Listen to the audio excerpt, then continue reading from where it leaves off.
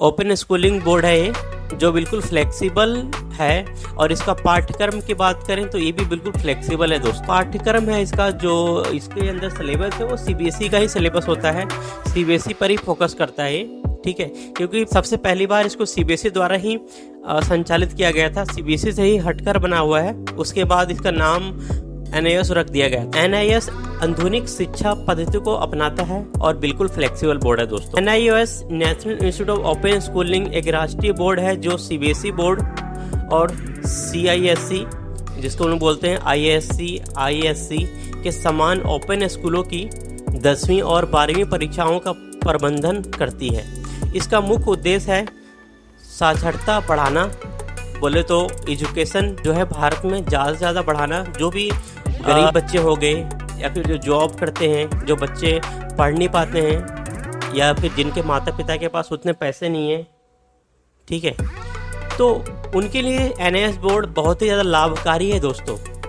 और ग्रामीण क्षेत्रों में जो शिक्षा प्रदान कराना एनआईएस का काम है, क्योंकि जो गरीब घर के नीचे तबके के लोग हैं जिनके पास उतना पैसा नहीं है सीबीएसई बोर्ड में देने के लिए, क्योंकि सीबीएसई बोर्ड की शिक्षा तो अच्छी है लेकिन उसके जो फीस स्ट्रक्चर है वो काफ़ी ज़्यादा महंगी है। सीबीएसई बोर्ड जहाँ पर रेगुलर बोर्ड है वहीं पे ओपन स्कूल डिस्टेंस लर्निंग पे बेस है, ठीक है दोस्तों। सीबीएसई बोर्ड में आपको रेगुलर बेसिस पर स्कूल जाना पड़ेगा। एनआईएस बोर्ड में क्या है कि आपको एक बार आपने एडमिशन ले लिया उसके बाद सिर्फ आपको परीक्षा ही देने जाना पड़ेगा। एनआईएस बोर्ड का जो पाठ्यक्रम है वहाँ से आपको बुक्स मिल जाएगा, आप एडमिशन लेंगे तो, ठीक है। तो आप तो ट्यूशन के माध्यम से पढ़ लीजिए एनआईएस का बोर्ड का पूरा पाठ्यक्रम, या तो फिर सेल्फ स्टडीज कर लीजिए।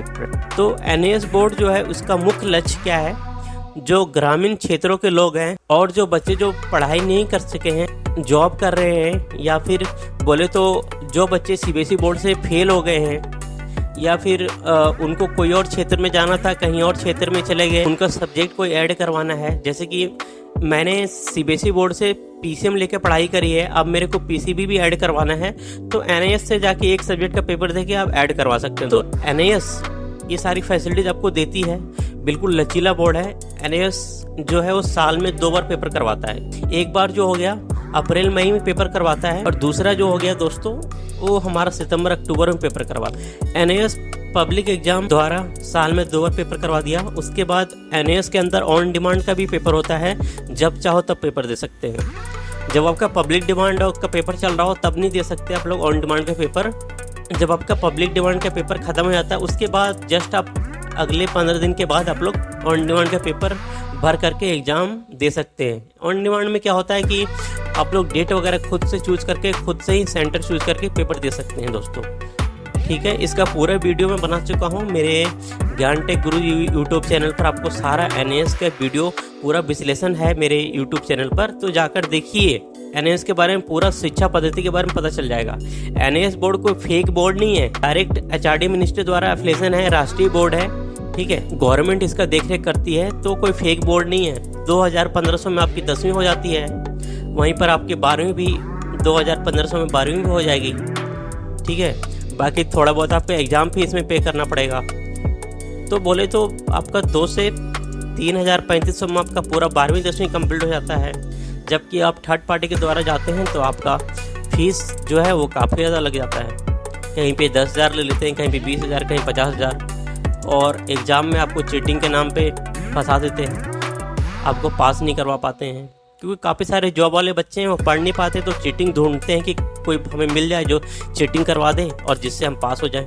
तो दोस्तों ये सारी चीज़ें नहीं हैं, आपको अगर खुद से पढ़ लेते हैं। एनआईएस का बोर्ड बिल्कुल लचीला बोर्ड है। तो एनआईएस में क्या है, पेपर कैसे देना है, कैसे पेपर अटेम्प्ट कर रहे हैं, इसका ही वीडियो मैंने बना रखा है, आप लोग जाके देख लीजिएगा, ठीक है। और ऑन डिमांड के माध्यम से भी आप लोग एनआईएस बोर्ड के अंदर पढ़ाई कर सकते हैं अगर आपका बैक आ गया है या फिर फेल हो गए हैं। यह था सीबीएसई और एनआईएस बोर्ड के बीच में अंतर।